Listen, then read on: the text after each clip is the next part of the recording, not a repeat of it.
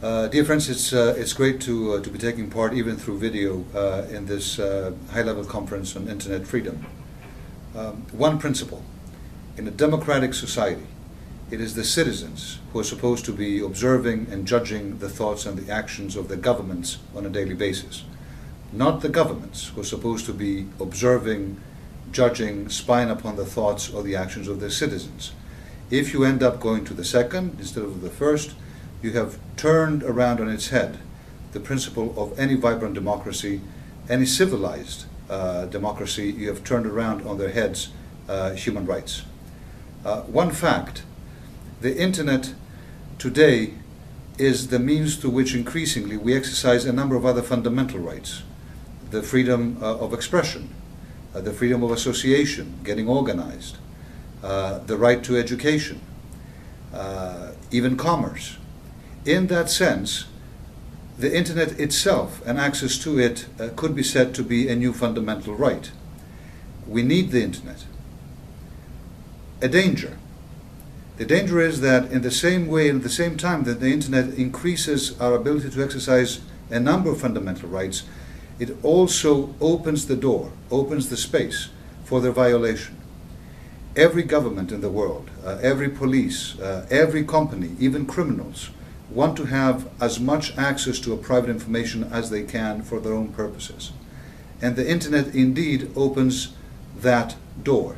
And when you're talking about repressive governments, then observing what I say, trying to silence me, even arresting me and throwing me in jail for what I say or do on the internet, is something that we see increasingly happening. Now, given the principle, given the fact, given the danger, what is the solution? In my view, the only way to deal with this problem and this promise is to deal with cyberspace exactly as we would with our regular space. Make sure that we apply in the internet the same laws, the same safeguards on the freedoms that we have that we apply outside of it. Let me give you an example. If a post office were to open up every letter that we send, we probably would think that that is a tremendous violation of our rights. If it were to read every letter that we send to see if we are possibly a terrorist, or if we are possibly someone who wants democracy in a country that doesn't have it, then we would say basta. The fact of the matter is, in the internet world, it is very, very easy, without anyone knowing, for anyone to open up that private information. Should we allow it?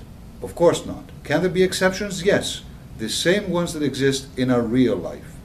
So, for example, there may be legitimate reasons for which a government may survey some people on the internet, but there's got to be a law on that. There's got to be a legitimate purpose to do so. Any measures taken have to be necessary and proportionate, and the decision cannot be made by the governments themselves. The decisions have to be made by independent authorities, judicial authorities or other authorities. If you do not have these guarantees, you are in major trouble. Well, some governments will come and tell you, what's the big deal? Are you a terrorist? Are you a criminal? No, I will answer. Well then, why are you complaining? If you have nothing to hide, you have nothing to fear. My answer to that is, if you have nothing to hide, you probably don't have a life. Get a life. We all have something to hide, something absolutely legitimate to hide. Whether it is our political beliefs or our credit card numbers, it is a red herring argument to claim that you have nothing to hide, you have nothing to fear, and we have to fight against it. This is precisely what the EU is doing. The EU has committed itself to promote freedom of expression and freedom of the internet around the world through its policies. Let me give you some examples. In the new strategic framework for human rights that was adopted last June by the 27 member states of the EU, it is underlined that the EU will promote in every way it can freedom of expression, including on the internet, around the world. The EU, in that same document, also commits itself to ensure that it will make impact assessments on the rights of expression and internet in policies that it takes around the world, whether it's for cybersecurity or whether it's for cybercrime or whether it's for internet governance.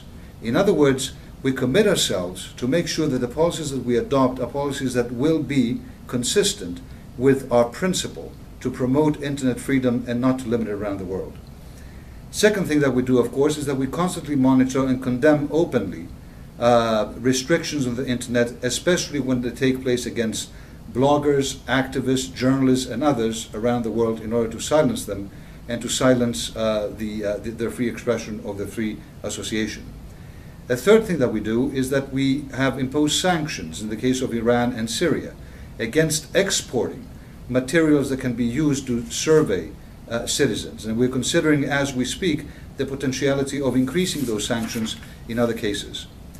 The fourth thing that we do is that we have established a very sophisticated, a very complicated process we call the no disconnect strategy, in which the European Commission, in cooperation with the EAS, in which Cathy Ashton, who is the High Representative for Foreign Policy in the EU and the Vice President of the Commission, and Neelie Kroes, who is the responsible Commissioner, provide the tools in non-democratic situations for people to be able to circumvent cutoffs of the internet, to be able to prevent themselves from being followed or spied upon, to do everything possible in order to create an open environment where governments, some governments, are trying to create a closed one.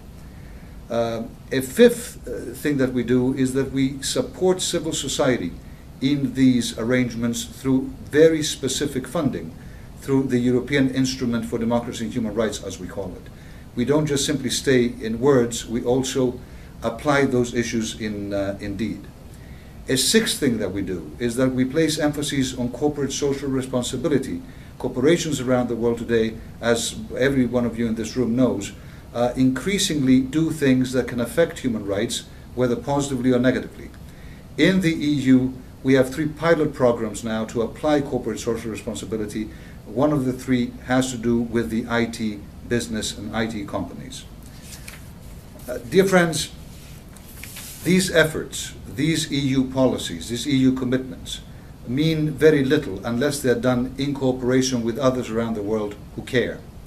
The United States does, and I am particularly pleased to be able to be sending this message in what is probably, Mike, I'm not sure, but I'm assuming one of your last appearances in this position. Mike Posner has been a true advocate and fighter for an open internet, for a multi-stakeholder approach, for precisely the things that we at the EU as well do. And we have been cooperating very closely together.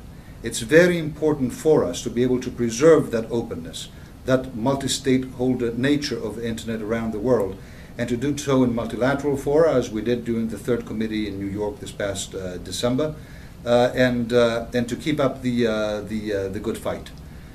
Thank you so much for organizing this. I'm very sorry I cannot be with you, but I assure you that we will be in close cooperation in the future, as we have in the past, for the principles that we so believe in, principles that are not Western, principles that are not strange, principles that we apply on our daily lives, and we certainly should equally apply on the internet.